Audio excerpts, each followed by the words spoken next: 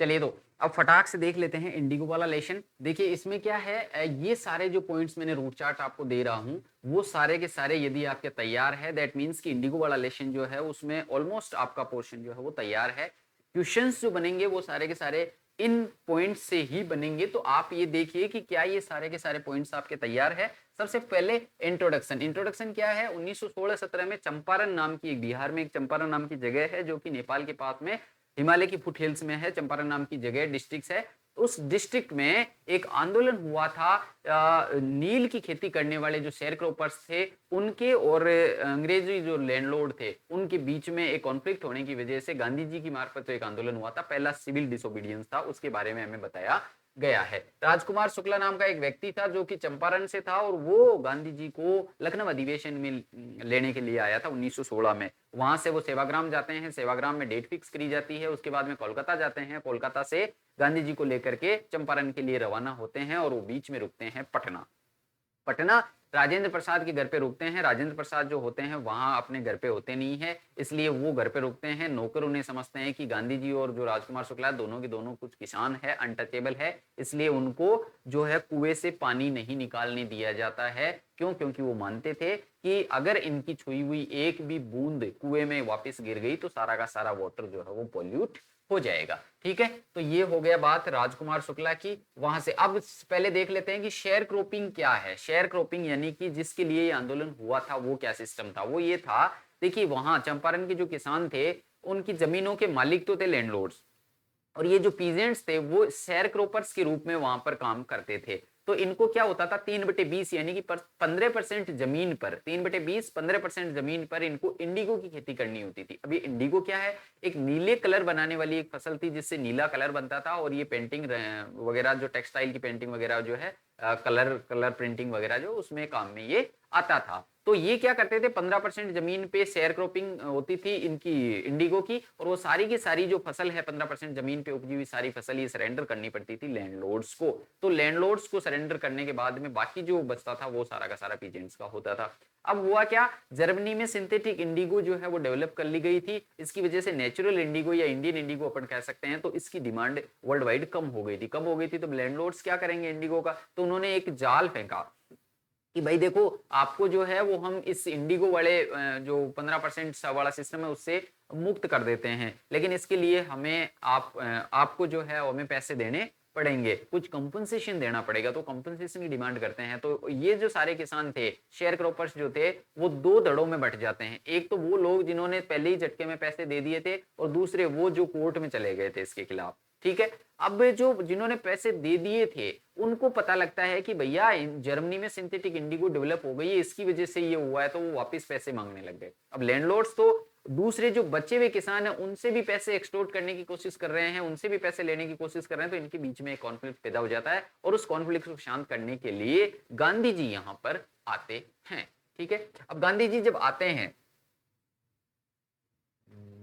ये बीच में एक रह गया है, गांधी जी जब आते हैं तो सबसे पहले वो कोलकाता से रवाना होकर के पटना पहुंचते हैं, और पटना पहुंचने के बाद में राजेंद्र प्रसाद के घर पे रुकते हैं, जहां पर उनको अनटचेबल के रूप में मिस्टेक से समझ लिया जाता है। उसके बाद में वो मुजफ्फरपुर के लिए निकलते हैं, और मुजफ्फरपुर में जेबी कृपलानी उनको रात को 12 बजे रेलवे स्टेशन पे अपने स्टूडेंट्स के साथ में रिसीव करने के लिए आते हैं। और वो मुजफ्फरपुर में 2 दिन के लिए प्रोफेसर मलकानी जो कि आर्ट्स कॉलेज ऑफ मुजफ्फरपुर में प्रोफेसर थे, उनके घर पे रुकते हैं। ये एक बड़ी एक्स्ट्रा ऑर्डिनरी चीज थी। कैसे, देखिए गांधी जी जो है वो अंग्रेजों के दुश्मन है, होम रूल के एडवोकेट है ना। तो गांधी जी जैसे होम रूल के एडवोकेट का एक प्रोफेसर मलकानी जो कि अंग्रेजों के सर्वेंट है, एक टीचर के रूप में सर्विस कर रहे हैं, उनके घर पे, यानी कि अभी आप देख लीजिए कि यदि सरकार के किसी विरोधी को अपन अपने घर पे रखते हैं तो सरकार नाराज हो जाएगी। तो उसी प्रकार से अंग्रेजों के दुश्मन को अंग्रेजों के सर्वेंट के घर पे रुकना,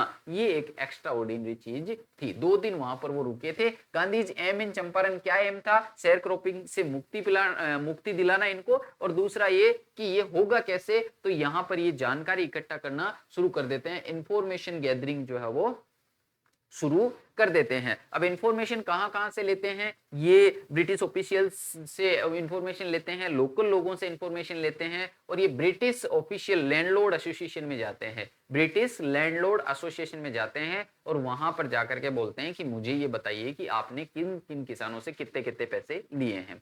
तो ब्रिटिश लैंडलॉर्ड एसोसिएशन में जो व्यक्ति बैठे होते हैं वो बोलते हैं कि as an outsider you can not be provided with this information, आपको जो है वो इंफॉर्मेशन नहीं दी जा सकती क्योंकि you are an outsider. Gandhi ji कहते हैं मैं आउटसाइडर नहीं हूं, मैं यही कहूं आउटसाइडर तो आप है। उसके बाद में देखो वहां से वो कमिश्नर के पास में जाते हैं, कमिश्नर भी उन्हें जो है वो कहते हैं कि आप जो है वो ये चंपारण छोड़ करके चले जाइए और यहाँ से मुजफ्फरपुर के बाद में वो चले जाते हैं मोतीहारी में और मोतीहारी में अपना हेडक्वार्टर बना करके वहीं से अपना काम जो है वो करना शुरू कर देते हैं। जाते नहीं है छोड़ करके गांधी जी नहीं जाते हैं। तो मोतिहारी में क्या होता है, एक बार ये किसी किसान की हालत दशा पूछने के लिए विजिट कर रहे होते हैं तो उस टाइम इनके पास में एक एसपी का ऑर्डर आता है और वो एसपी के ऑर्डर में लिखा हुआ होता है कि आप जो है चंपारण छोड़ के चले जाइए। ये एसपी को ऑर्डर का मना कर देते हैं। एसपी के ऑर्डर को लिखित में ये मना कर देते हैं कि नहीं भैया मैं तो चंपारण छोड़ के नहीं जाऊंगा। इसकी वजह से एसपी के ऑर्डर की अवहेलना करने की, गवर्नमेंट ऑफिशियल्स के ऑर्डर को अवहेलना करने के लिए उनको कोर्ट बुला लिया जाता है। कोर्ट से सम्मन आ जाता है गांधी जी के पास में। ये जब सम्मन आता है तो गांधी जी जो है वो और ज्यादा परेशान हो जाते हैं। रात को उनको नींद नहीं आती है। राजेंद्र प्रसाद को बुला लेते हैं और जितने भी इनके फ्रेंड्स थे, एडवोकेट वगैरह थे, वो उनको ये टेलीग्राफ भेज देते हैं। उधर आप आश्रम में जो टेलीग्राफ भेज देते हैं, वॉइस रॉय को एक कॉपी ये जो है वो फैक्स कर देते हैं और सुबह तक रात को ये न्यूज इस एरिया में इतनी फैल जाती है कि हमारा एक मसीहा जो हमें इस सिस्टम से मुक्ति दिलाने के लिए आया था उसको कोई कोर्ट का सम्मन आया है और ये लोग जो है उसको परेशान करने में लगे हुए हैं। और ऐसी बात फैलने की बाद लोग जगह जगह से पैदल ही जो मोतीहारी में आ जाते हैं और मोतीहारी में तिल रखने की जगह नहीं होती, इतनी ज्यादा भीड़ जो है वो हो जाती है और ये भीड़ पुलिस से काबू नहीं आती। तो गांधी जी फिर जो है वो इस भीड़ को पुलिस की हेल्प करते हैं कंट्रोल करने में और उन्हें कहते हैं कि आप शांति रखिए, सब कुछ ठीक होगा। और कोर्ट में जो है वो गांधी जी को ले जाया जाता है। कोर्ट में गांधी जी को ले जाया जाता है तो जो जज हैं वो पूछते हैं कि क्या आपने किया ऐसा, यानी कि गवर्नमेंट ऑफिशियल की बात को नकारा। तो बोले हाँ बिल्कुल। गांधी जी मान लेते हैं और गांधी जी मानने के बाद में वो कहते हैं कि आपने ऐसा क्यों किया। तब गांधी जी कहते हैं कि there was a conflict of duties, मेरे सामने दो ड्यूटीज का कॉन्फ्लिक्ट था। पहली ड्यूटी इन लोगों के प्रति और दूसरी ड्यूटी जो है वो आपकी गवर्नमेंट ऑफिशियल्स के प्रति, आपकी गवर्नमेंट के प्रति ड्यूटी और इन लोगों के प्रति ड्यूटी। ये दो ड्यूटी का कॉन्फ्लिक्ट होने की वजह से मुझे लगा कि इन लोगों के प्रति जो मेरी ड्यूटी है वो ज्यादा इंपॉर्टेंट है, तो मैंने गवर्नमेंट की ड्यूटी जो है उसकी पालना नहीं कर पाया। अब को गांधी जी के बारे में जो लोग इकट्ठा बाहर गांधी जी के सपोर्ट में जो लोग इकट्ठा हो रखे हैं उनके बारे में पता चलता है जज को। तो जज कहते हैं कि 2 घंटे के लिए कोर्ट जो है वो एडजर्न किया जाता है और आप जो है वो बेल पेश कर दीजिए, बेल दे दी जाएगी आपको। गांधी जी मना कर देते हैं कि नहीं भैया मेरे पास तो, मैं तो कोई बेल पेश नहीं करूं। तो बिना बेल के ही गांधी जी को छोड़ दिया जाता है, फ्री कर दिया जाता है कि आप फ्रीली घूम सकते हो, आपके ऊपर जो है वो आपको कोई कस्टडी में नहीं लिया जाएगा। और दूसरा ये कि फैसला जो है वो रिजर्व रखा गया है। गांधी जी वापस हेडक्वार्टर पे जाते हैं तो उधर वो वकील जो है वो मिलते हैं इनको और वो कहते हैं कि गांधी जी को तो जेल हो जाएगी, फिर हम क्या करेंगे, हम चले जाएं। गांधी जी कहते हैं कि अगर आप चले जाओगे तो इन किसानों का क्या होगा।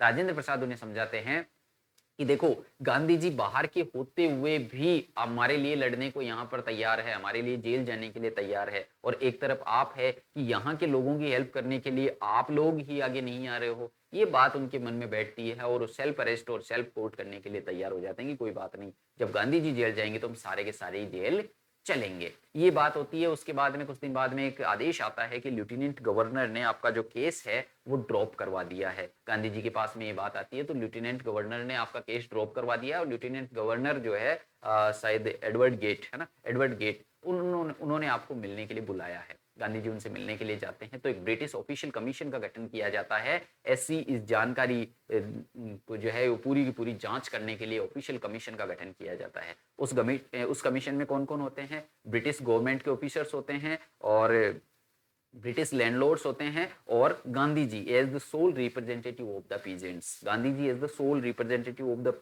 Peasants and British officers and landlords, ये जो है वो इस कमीशन में होते हैं और वो जांच करते हैं। और जब जांच करने लग जाते हैं तो सबूतों का पहाड़ लग जाता है। और जब ये ऐसा होता है तो फाइनली ये निष्कर्ष निकाला जाता है, डिस्कस करके निर्णय आता है कि भाई जो है वो किसानों को वापस पैसे देने पड़ेंगे। अब इनकी दिक्कत हो जाती है, लैंडलॉर्ड्स ये सोचते हैं कि यार गांधी जी कहीं पूरा पैसा वापस मांग लेंगे तो, लेकिन गांधी जी पूरा पैसा नहीं मानते हैं। गांधी जी कहते हैं कि आप तो मुझे 50% पैसे जो इनसे लिए हैं वो 50% पैसे इनके वापस रिटर्न कर दीजिए। अब इनके मन में थोड़ी सी शांति आती है कि चलो यार 50% हो गया, ठीक है। अब वो रिक्वेस्ट करते हैं कि क्या पता गांधी जी मान ही जाए कि आप एक काम करो ना, 25% में सेटलमेंट को डन कर लीजिए। गांधी जी कहते हैं डन, दो। क्यों 25% सेटलमेंट को क्यों एग्री कर जाते हैं गांधी जी? गांधी जी एग्री इसलिए कर जाते हैं क्योंकि गांधी जी के लिए वो मनी इंपॉर्टेंट नहीं है। गांधी जी ये नहीं चाह रहे हैं कि वो मनी जो है वो मिले और मनी से कुछ हो जाएगा, नहीं। गांधी जी ये चाह रहे हैं कि ये जो लैंडलॉर्ड्स का डर इन पीजेंट्स के अंदर बैठा हुआ है, ये लैंडलॉर्ड्स का जो भय इनके अंदर बैठा हुआ है वो टूटना जरूरी है, उससे ये उबरना जरूरी है। जिस दिन वो डर टूट गया, जिस दिन वो डर इनके अंदर से निकल गया ना, तो ये खुद ही जो है वो अपना बचाव कर लेंगे, इनको किसी गांधी की जरूरत नहीं पड़ेगी। और दूसरा कारण क्या था कि अगर 25% अमाउंट ये देंगे तो वो अमाउंट कम होगा, और कम अमाउंट देने में कम टाइम लगेगा, और जितना जल्दी ये झुकेंगे उतनी जल्दी उन लोगों की जीत होगी, और जीत जितनी जल्दी होती है उतना ही उस जीत का आनंद होता है, उतना ही उनमें कॉन्फिडेंस बढ़ेगा। इसलिए 25% सेटलमेंट जो है उसको गांधी जी एग्री कर जाते हैं। चलिए आगे देखते हैं। यहाँ पर कॉन्फ्लिक्ट ऑफ ड्यूटीज हो गया, विक्ट्री ऑफ सिविल डिसोबीडियंस। जब ये कोर्ट से बाहर निकलते हैं और ये जब होता है, ये जब वो कहते हैं वकील जब कहते हैं कि हम सेल्फ अरेस्ट करवाने के लिए तैयार है, तब कहते हैं कि battle of the Champaran is won. Gandhi ji एक स्टेटमेंट देते हैं कि battle of the Champaran is won, यानी कि जब सारे वकील मेरे साथ हैं, सारा इतना काफिला मेरे साथ है, तो अब चंपारण का युद्ध जो वो जीता जा चुका है। और जब ये 25% सेटलमेंट डन किया जाता है और ये दे दिया जाता है वापस, तब गांधी जी जो है वो कहते हैं कि this is the victory of the civil disobedience. और ये गांधी जी की लाइफ में एक टर्निंग पॉइंट साबित होता है। क्यों? क्योंकि गांधी जी को पहली बार ये पता लगता है कि यदि किसी बड़े मूवमेंट को ऑर्गेनाइज करना है, यदि किसी बड़े मूवमेंट को सक्सेसफुल बनाना है, तो हमें लोकल लोगों की हेल्प करनी होगी। हमें लोकल लोग जो है उनकी हेल्प कर करके और उनको अपने साथ लेना होगा। जैसे कि सिविल डिसोबीडियंस फेस्ट में हुआ था, कोर्ट के सामने इतने लोग आ गए थे कि कोर्ट जैसी संस्था भी कुछ नहीं कर पा रही थी और गांधी जी को छोड़ना पड़ा था। ये गांधी जी को पता चला कि यदि एक बड़े मूवमेंट को हमें साकार करना है तो हमें निचले स्तर से जुड़ना पड़ेगा। इसलिए ये एक टर्निंग पॉइंट था गांधी जी की लाइफ में। 25% सेटलमेंट के बारे में हमने देख लिया है। अब देखिए, ये तो हो गया इंडिगो वाला सेटलमेंट हो गया। अब गांधी जी जो है वो चंपारण की दूसरी व्यवस्थाओं पे ध्यान देते हैं, चंपारण की गरीबी पे ध्यान देते हैं, चंपारण की फैसिलिटीज पे ध्यान देते हैं। और पता चलता है कि यहाँ पर एजुकेशन और हेल्थ फैसिलिटी बहुत ज्यादा खराब है, सैनिटेशन की फैसिलिटी बहुत ज्यादा खराब है। तो सैनिटेशन के लिए कस्तूरबा गांधी जो है वो sanitation, community sanitation and personal hygiene की रूल वहां से सिखाती है। और आश्रम से जो भी व्यक्ति होते हैं उनमें से कईयों को बुलाया जाता है, उनके बेटे आते हैं, कस्तूरबा गांधी खुद आती है, और यहाँ पर आकर के लोगों को जो है वो अवेयर किया जाता है। इसी के साथ में हेल्थ के मामले में क्या होता है, हेल्थ के मामले में यहाँ पर एक डॉक्टर को बुलाया जाता है जो कि वॉलेंटियर करे, ठीक है। और 3 दवाइयों जो है वहां अवेलेबल करवाई जाती है, कैस्ट्रोइल, क्वेनाइन और सल्फर ऑइंटमेंट। कैस्ट्रोइल, क्वेनाइन और सल्फर ऑइंटमेंट ध्यान रखिएगा। कैस्ट्रोइल किसके लिए? कोटेड टंग के लिए। और यदि किसी के मलेरिया हो तो क्वेनाइन और कैस्ट्रोइल, और यदि किसी के स्किन इरिप्शन हो तो वो कैस्ट्रोइल और सल्फर ऑइंटमेंट। ये 3 दवाइयां यहाँ पर दी जाती है। इसके अलावा स्कूल एजुकेशन के मामले में 6 गांव में प्राइमरी स्कूलें खोली जाती है और स्कूल के मामले में डेवलपमेंट किया जाता है। और बहुत सारे जो है विकास गांधी जी जो है यहाँ रह करके और करते हैं, और एक बहुत उनकी लाइफ का एक अच्छा टाइम जो है वो यहाँ पर बिताते हैं। और इस प्रकार हमारा ये जो लेशन है वो खत्म होता है। मैं लेकर के आऊंगा अगला लेशन, तब तक के लिए ये पॉइंट्स यदि आपके तैयार नहीं है तो आपका ये जो बड़े वाला वीडियो है वो आपको चैनल पे मिल जाएगा। कंप्लीट माइंड मैप का वीडियो देखिए और ये सारे पॉइंट्स तैयार कर लीजिए। Bye bye.